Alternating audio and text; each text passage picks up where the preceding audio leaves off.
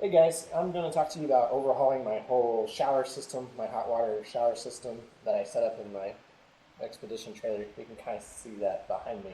So I'm going to go through some of the issues I was having with it and the fixes I'm putting into place to remedy some of those issues. So just kind of going over some issues I was having. I was using these little I don't know if you can see it here. I was using these little barbed things for my hoses and then using a hose clamp that you would normally see maybe on a garden hose or whatever. And then the issue I was having is when I want to cut off my shower from the shower head with this little switch, I'd create too much back pressure and it would spring leaks all around these fittings all over. And, I had a bunch of these between the different pumps and everything, which you can kind of see here with this little crappy pump. They just start springing leaks all over. And, that's not, professional by any means, but these are little plastic barbs that are coming out. So I was kind of leery of tightening down too much. It seems to be kind of a fine line and everything.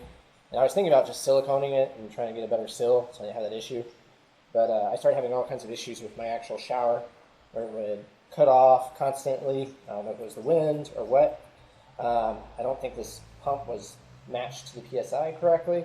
So unless the water was practically frozen going into the hot water heater, it would practically melt your skin off. So I was constantly kind of dancing in the shower from hot to cold in the mountains. So heat wouldn't work, and I'd be freezing my butt off, or the heat would work, and then it would go ahead and burn my skin off. And then to cut off my shower, I would have to run to the pump switch and kick it off from the pump. So I apologize if there's a whole bunch of wind noise, but it's the best I got right now. So I'm going to just go ahead and overhaul a lot of the issues. Another issue I had is this. It's really gross, but this was the intake for my water tank. So I have a 35-gallon RV tank, and this is where I just fill the hose with. What I didn't realize is that it was level, my intake hole, whatever you want to call it, was level with my water tank. So when I was off-roading and the trailer was all canted, at severe angles or whatever, the water would just flow right out. Even if, it had a plastic cap, but it wasn't watertight. So by the time I got all the way down to the campsite, whatever, at the end of the trail for the day, I would have lost usually half my water. So, and also this thing is extremely, extremely rigid. Like it can't bend it. And so it didn't allow for me to really get in there right, and kind of just kept everything really hard and fixed, which isn't necessarily the best situation for me. I would like to move it around a little bit, easier to empty the entire tank when I get home and so forth, and not leave water sitting there. So I came up with this. This is a very, very cheap solution, but it's very flexible. And this doesn't have to be pressurized because this is just the fill hose for the water tank, so I didn't have to worry about it, having good quality seals or anything. And it's very flexible, very cheap, easy to replace. It's way too much hose. And then I got this guy, this little ball T, and so I'm just gonna cut this here in the center, and then glue this guy in, and then I can actually do a valve shut off at the fill hose, so I don't lose a lot of water. So that's a big significant improvement.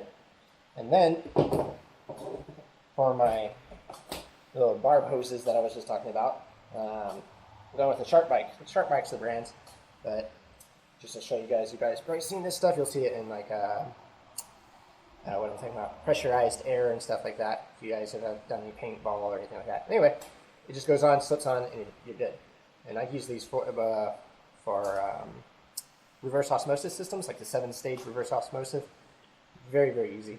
And then to take it off, you just hold that little clip, boom, straight off. And this will make it much easier to work on the entire system if I want to break it down or so forth. I'm not messing around with those pain in the butt hose fittings. Okay, I'm going to show you some of the replacement parts that I got. So this is my old water tank I had. It's a EcoTemp L5, and I had nothing but issues with this guy. The switch stopped working, the on and off switch, so I had to bypass the switch and just get rid of it. And just leave it on all the time, which made it a pain in the butt because it would kill the batteries. I had an issue with it constantly turning off, which I mentioned before. I went in and messed around with the valve. Kind of controls the, I guess, the amount of propane and then the air mixture. And both of those, it didn't really help. It stayed on more, but I think it increased the amount of flame, which then just made it super, super hot. And I was saying before, I don't think I matched the PSI correctly, so that may have been part of it. But in general, it was just kind of a pain in the butt. Let me show you the new one, which I hope I'll have better luck with. So yeah, lost the camera for a second. But this is the Camp Lux, forget what model it is. Let's see, AY132. I think it has better reviews in general, and I'm going to do a better job at taking care of this one. As you can see, I kind of just threw that one around, so that probably didn't help it either. And it's, it's been with me for a long, long time. So I guess I can't complain too much, but I like a lot more reliability out of it.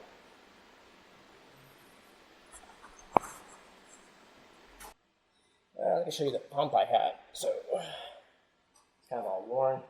Actually, can't even see what it says anymore. See something? It's all worn off. This actually, the pump was perfectly fine. It was a little noisy, but never had any issues with it. I was constantly cutting it on and off because of my water heater situation to get the hot water heater to turn back on. No issues at all. Can't really complain about this, but I went ahead and upgraded it because it was a little noisy and it didn't match the PSI on my new water tank whatsoever. There's a higher PSI on the new water tank. So, yeah. Much higher quality pump. Everyone swears by the SureFlows. So, interested to see how loud this guy will be. I'm hoping it'll be kind of whisper quiet. When I'm out in the backcountry, I don't like to make a lot of noise, so I try and keep everything as quiet as possible. So, this is the other big replacement. And in a second here, I'll show you some of the things that I got going on in the actual trailer. So, I'll show that to you in a moment. So I was telling you I want to take a better care of this hot water heater. I can't remember who recommended this, but it was on one of the Facebook off-roading forums. He recommended this case. You can get it at Harbor Freight. I think it's a Apache 4800. And so the water heater fits perfect in this case. So it'll be easier for me to store it. Before I was storing the old water heater with my electrical, which is not the best situation. But you can see I had it sitting there on a towel, and that's where it stayed. It bounced around, bumped around, and that's why it was all kind of scuffed up. So I'll have a much better solution with this guy to actually put it in the back of my trailer or in the back of my my Jeep back there. It's a little too bright, sorry.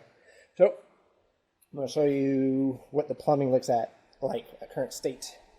So here's my intake that I picked up at an RV shop. It's just an RV fill here. So, and then this is the output here. And then you can see I got nothing in here right now, but this is the space I'm working with. So in a second I'll clean it all out and get a little bit better lighting and hopefully get everything plumbed up and get the water pump screwed in, and we'll see how it works. So I'll be back. Okay guys, I'm all set up. Let me show you what's going on here. So I got my propane feed here. It goes to my propane tank, obviously. I got the water intake to the water heater. And then I got the shower head coming down to a bucket so I don't flood my garage more than I already have. And then let me show you what else. So I went ahead and put in quick disconnects here. This is plastic threads, and they're already kind of starting to leak a little just because the threads are getting worn out from me threading in and out. So I went ahead and just made that kind of permanent, and then it's easier just to get everything in and out. So if I want to disconnect or whatever, it's real fast. So easier set camp, breakdown camp, faster times. I also did a quick disconnect here, and so far no leaks. I'm really happy with that. All right, so there's that fill hose I was telling you about with the T-ball valve.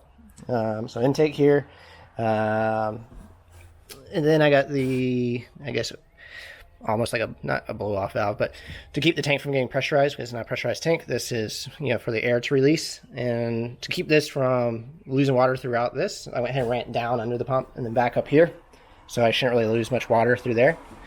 And then I know it's kind of tight in here, but you can see the shark bite here, and so far everything's good. The only place I'm getting a little bit of water leakage is really at that plastic fill here. You can see it running down. It runs down on both sides.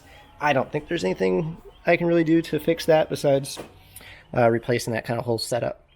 So let me go ahead and demo it to you. It's actually really quiet. I got this pump screwed in. So tight in here, sorry. So you can see it's all screwed in on the rubber mounts and stuff. And so it's actually really quiet. So let's see if I can show this to you with one hand. We'll go ahead and kick the pump on. Boom. So, boom.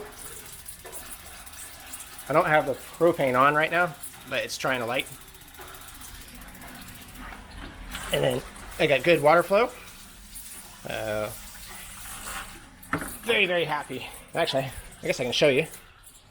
I'll turn the propane on. Oh. Oh, and light. So real fast, real easy. And come back down here.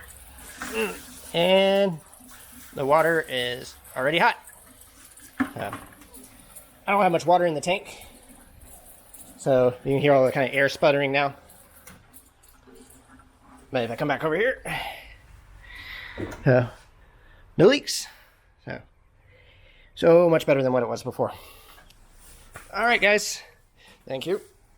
Okay, guys, that's the video. I hope you found something informative about it and useful.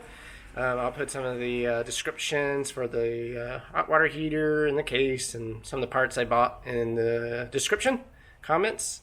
And if you have any questions, hit me up. Thanks. Take care.